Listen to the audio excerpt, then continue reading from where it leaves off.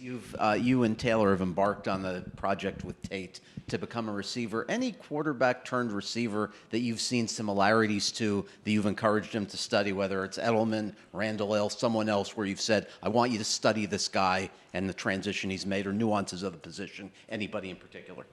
No, we have not done that. Maybe Taylor has, but I certainly have not. But those are good comparisons, because I think obviously, a lot of times, quarterbacks in high school or quarterbacks in college are just, they're good athletes, and they can do other things. And again, we think Tate is going to continue to develop, and he got a lot more plays in this weekend, and will continue to have a bigger role.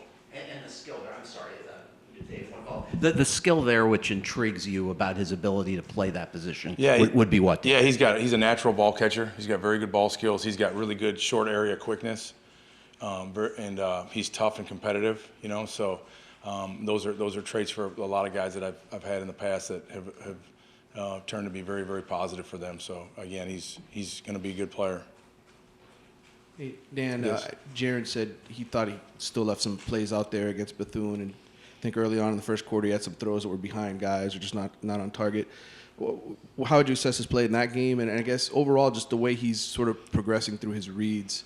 What kind of job he's done through the first 3 games doing that? Yeah, I agree with Jaron's assessment. I think he started out he was a little tentative, if you will, maybe first game at home or whatever those things are. That's the way we started, to be honest with you, as an offense, really. We had three plays in a row there where we had some kind of miscue and had to regroup and regather, and I think Jaron was in the same boat, but I did think he played very well, especially he finished very strong. And, and again, it's a really good, a thing to go through is, he wasn't playing real well through the first quarter and a half. Maybe he wasn't playing bad, but he just wasn't playing, the way he had played in the North Carolina game. Really, was playing a little slower. And we were talking about that on the sidelines. And then I'll give him credit. The last 2 drives before the half, we scored, and that's a real positive for him to be able to put those things behind him and just play the next play. And we scored a touchdown. Then our defense did a tremendous job. Got a turnover. Jaron made a great throw on the 1st and 10 throw. The throw to KJ to get it in, at the 18 or 20 or wherever we got to, and then obviously did a really nice job of on the second down, the 1st and 10 play for the touchdown. So, and then he came in the second half and took him down on the first drive for a touchdown, led us down the field. So I thought he did a real good job responding to a little adversity, because again, as we all know, every game's not just, it's here we go, completion. There's adversity, there's ups and downs, and and I've also said in here, there's 2 parts to it. There's handling success and there's handling adversity at that position. And learning how to handle success is just as important. And I think thus far, I think Jaron has been very grounded and showed a lot of maturity with the way he's at least presented himself around me every day and his teammates. He comes over here hungry every day. He has done a better job preparing. We're trying to help him with that. We've given him some tools as a staff to help him be more diligent in his preparation throughout the week. And I've noticed a very focused, business-like Jaron Williams for really since he was named the starter, and that has continued. So we just got to get better in that area as well. Dan, just what you got out of Mark Pope, and if going forward, assuming he's all right, just how much his opportunities can grow moving forward. Yeah, he looked great, man. I mean, for the first time in a game, and except for a couple flashes in practice, he looked like the explosive, fast receiver that I had heard a lot about when I first got here. I think one of the big things with Mark, I think, again, he is starting to feel more comfortable. I think he's understanding, if guys don't know where to line up and know what to do, right away you're going to play a little slower because you're thinking too much. You got to play, when you play fast is when, you know what to do. So I think we're seeing an example of Mark understanding what he's supposed to do, and then we're seeing his athleticism take over. Thought he ran some very good routes, ran the ball great on a dash, got north, made a guy miss. So again, he was that was awesome to see him do that, just for him, because I know he's been working very hard, but B, for our entire offense to hopefully start establishing an explosive weapon like that. Peyton Matoka, also, Nkosi Perry, could you talk about him? And I was just wondering, is your philosophy to try to get somebody as young and inexperienced as Peyton in the game, even through the first four, the NCAA rule with the 4 games? Yeah, I think that would be nice if we could do that. Again, it depends, how the flow of the games dictate and everything. But, really, we discussed that Saturday too, Coach and I, but really we wanted to try to get Nkosi as many plays and reps as we could get him since he hadn't played yet at all this year. New offense for him as well and everything. And I thought Nkosi played very well. His first play, he went in, he had a boot, and he had a guy open. He got a little greedy and threw the ball down the field. But besides that, he did a really nice job. Good feet, the eyes were good. Ran the team very, very effective. Got him in and out of the huddle, and a couple of our RPOs he made really good decisions on. So I thought Nkosi played very well. So far, it's 8.4 yards per carry for DJ. Is he even better a back than what you thought when you arrived? And also, just a challenge, Dan, getting in a third tailback. We finally saw Robert Burns, and I know you and Manny and the staff had raved about what he had done this offseason. Had you wanted to get him in more before Saturday and just challenging to get in a third back? Yeah, Robert Burns has done a really good job. He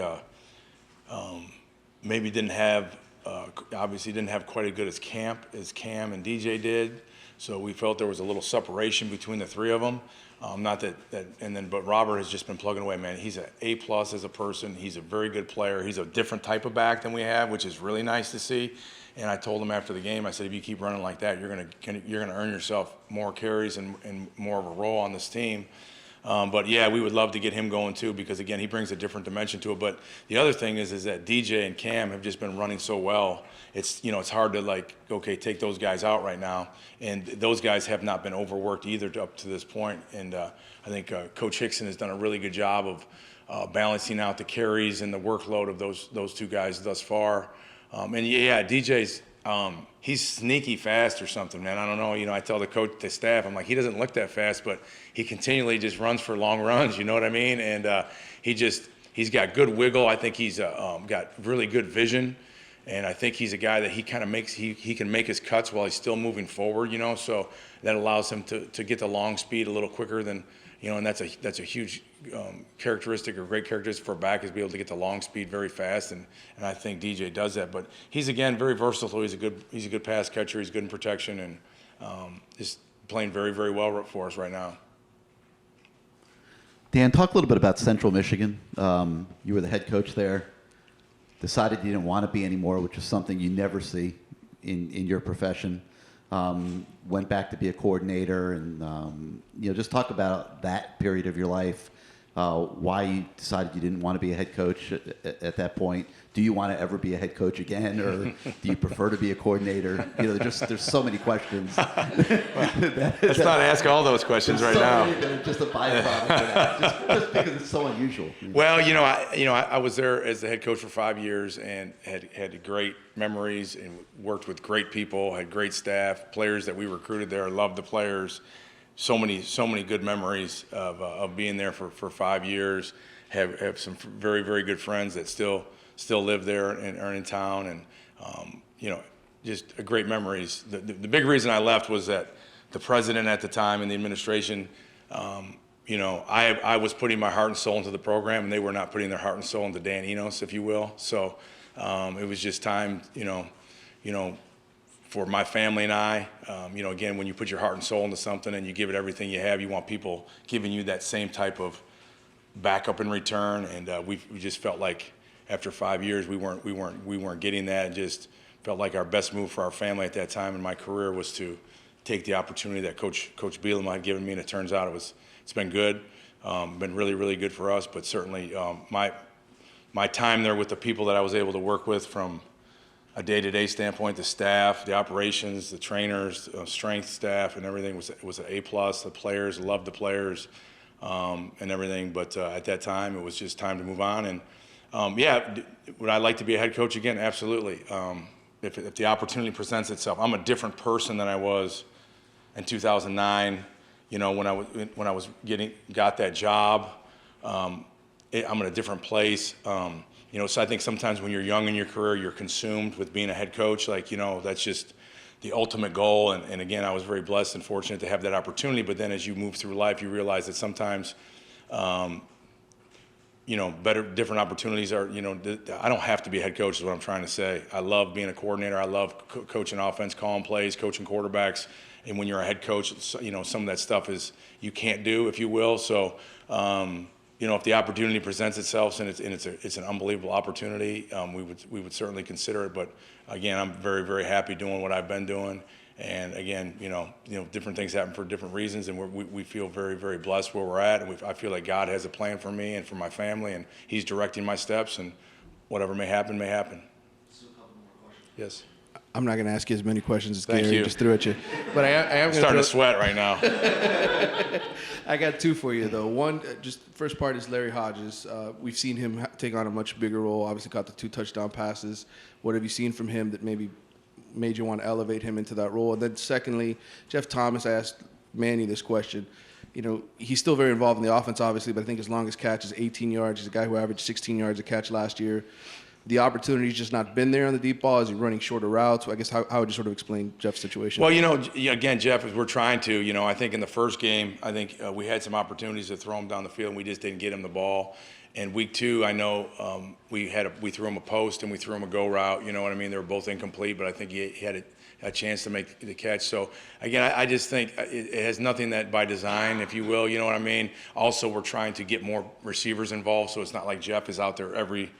You know what I mean? We're trying to keep guys fresh, and so we're trying to get Mark Pope a deep ball. We're trying to get him a deep ball, and again, we can't throw that many deep balls at certain points. So, but Jeff's doing a really good job, and I would expect that at some point he will like Mark Pope have a day where and explode and have a game where he has some big plays. I think he's really close, especially on some of those even runs and things like that. He's getting really, really close to busting out. But we're happy with Jeff's improvement and the way Jeff's playing, and he's blocking, and he's being a complete player and all that type of stuff. And what was the other part of the question? Oh yeah, Larry.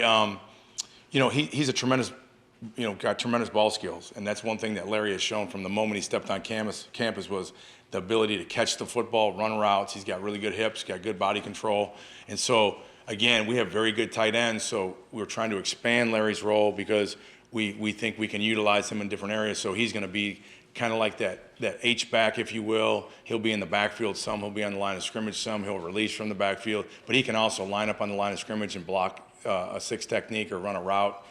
So Larry's role, again, is going to continue to increase. And again, we talked about trying to just play more players, show confidence in these players that we have confidence in them, and they got to just prove to us by their work ethic each and every week that we can put them on the field.